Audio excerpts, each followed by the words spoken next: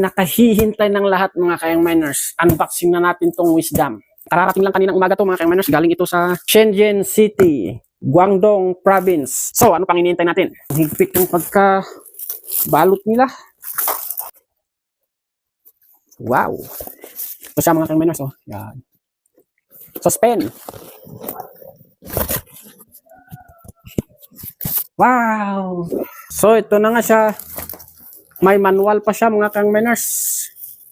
Ito yung cup niya mga kayang miners. Uy! Itong itsura niya oh. Talagang hard hat siya. Ito yung badanan niya mga kayang miners. Paano ba to? Yan yung akong bagay. para tayong ano dito. Dalawang puti.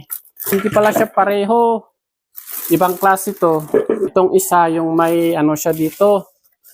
Meron siyang tenga dito. Itong isa wala. Ganyan po. Dito lang siya merong tenga. Pero mas astig to gamitin pag nasa paghahawling ka. Ito. Pag nasa destino ka naman ito. Ganyan. Covered siya lahat. Yun, ibang klase din. Yellow. Mga kayang winners. Kaiba siya. Mga keychain siya kayang miners.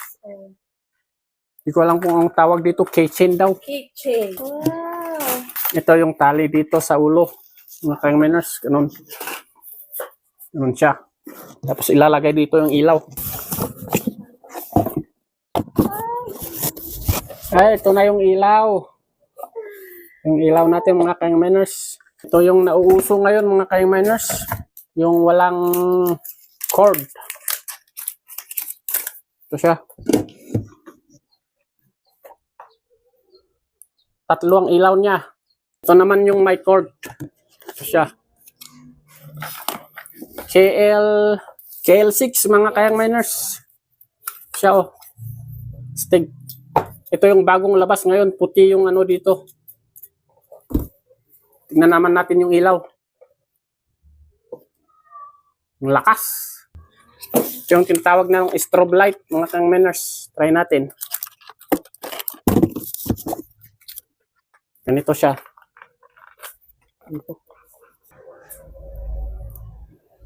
Diba ang galing? Uy, may ibang ilaw din pala.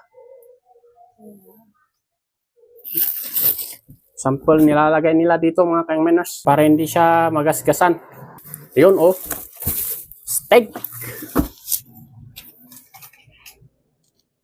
Yun. Haba may bracelet pa to.